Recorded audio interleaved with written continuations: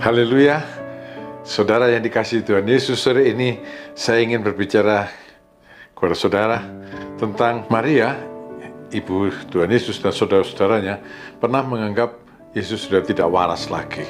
Dalam Markus pasal 3 ayat 20-21 diceritakan begini, kemudian Yesus masuk ke sebuah rumah, maka datanglah orang banyak berkerumun pula sehingga makan pun mereka tidak sempat. Waktu kaum keluarganya mendengar hal itu, mereka datang hendak mengambil dia, sebab kata mereka, ia tidak waras lagi. Saudara, sejak dilahirkan Tuhan Yesus itu sampai umur 30, tidak banyak dicatat sesuatu tentang dia, kecuali pada waktu malaikat datang kepada Maria mewartakan tentang bahwa dia akan mengandung Yesus. Pada waktu kelahirannya, malaikat-malaikat di padang Efrata. Kemudian dituliskan juga dalam Injil tentang Yesus bertumbuh menjadi anak makin besar, makin disukai oleh Allah dan manusia. Dan pada waktu umur 12 tahun dia di bait Allah membuat tercengang ahli-ahli Taurat dan orang-orang Farisi tentang pengetahuannya mengenai Allah, mengenai Taurat juga. Tapi sudah itu Alkitab tidak menuliskan sesuatu. Yesus, anak Allah, menghampakan dirinya menjadi sama seperti manusia, benar-benar menjadi sama seperti manusia dalam segala hal, tidak berbeda. Tapi kemudian saudara, pada usia 30, Tuhan Yesus dibaptis oleh Yohanes, dipenuhkan Roh Kudus dan keadaan tidak sama lagi. Dengan kuasa Roh Kudus, bukan dengan kuasanya sendiri sebagai anak Allah, tapi dengan kuasa Roh Kudus. Tuhan Yesus dibawa berpuasa 40 hari 40 malam di padang gurun.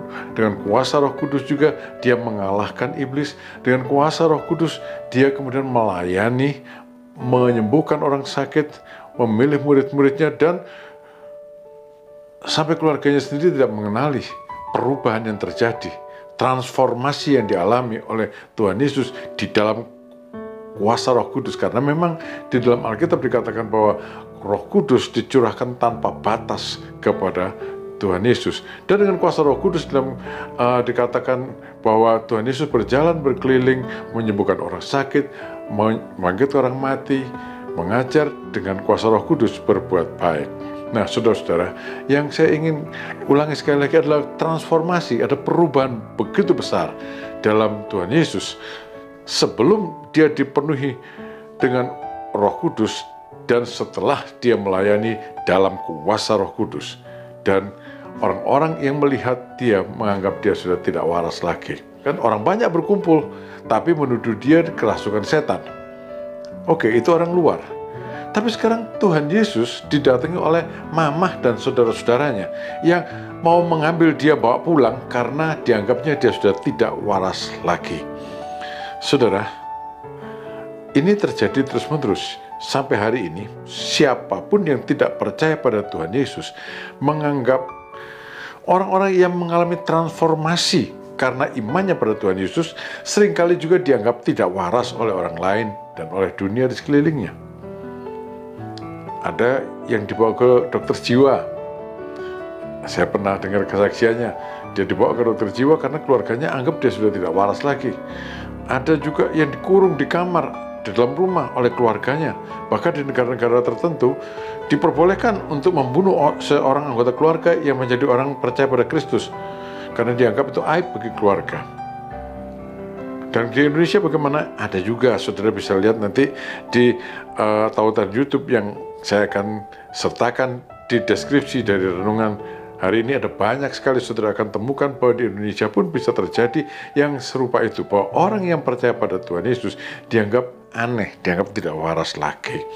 Saudara-saudara, bagaimana tanggapan Tuhan Yesus? Orang banyak yang duduk mengelilingi dia itu berkata, "Lihat, ibu dan saudara-saudaramu ada di luar dan berusaha menemui engkau." Jawab Yesus kepada mereka, "Siapa ibuku dan siapa saudara-saudaraku?" Ia melihat kepada orang-orang yang duduk sekelilingnya itu dan berkata, "Ini ibuku dan saudara-saudaraku. Barang siapa melakukan kehendak Allah, dialah saudaraku laki-laki, dialah saudaraku perempuan, dialah ibuku."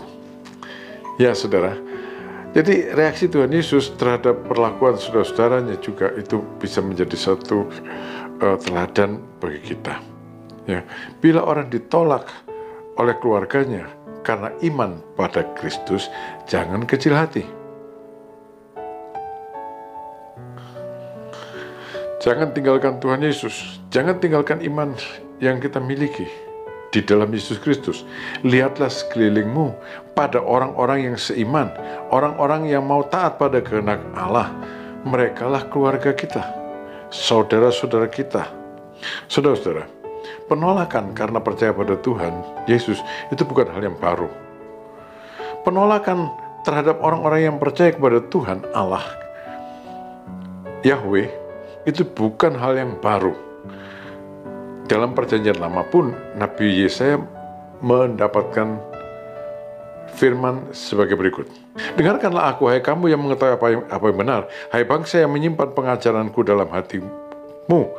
Janganlah takut jika diaibkan oleh manusia, dan janganlah terkejut jika dinista oleh mereka. Ya saudara, ini terjadi sejak zaman dulu. Saya teringat akan cerita papa saya sendiri tidak pernah menceritakan, tapi mama saya cerita tentang papa saya itu. Papa saya itu bersekolah di sekolah Kristen, dan kemudian orang tuanya, jadi kakek saya melihat perubahan dari papa saya. Papa saya menjadi orang Kristen, papa saya itu tidak dikasih makan. Nggak dikasih makan.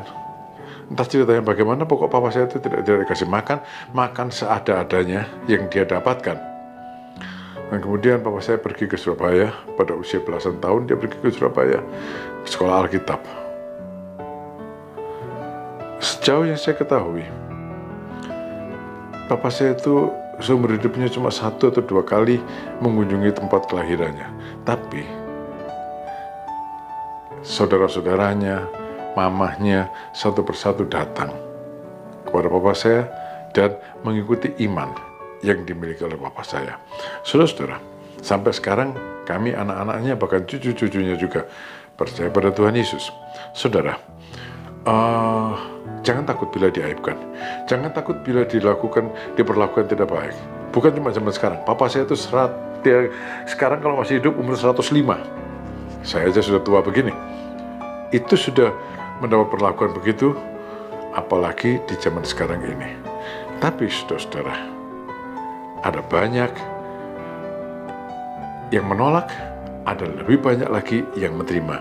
Dialah kerabat kita dalam Tuhan Yesus, dan pada saatnya kerabat lahiriah kita pun akan datang dan menerima iman yang sama dengan kita. Baca, dengar kesaksian orang-orang yang telah mengalaminya. Ada, saya ulangi lagi, di YouTube, mungkin juga saudara sudah banyak dengar. Ya, Tuhan berkati saudara. Amin.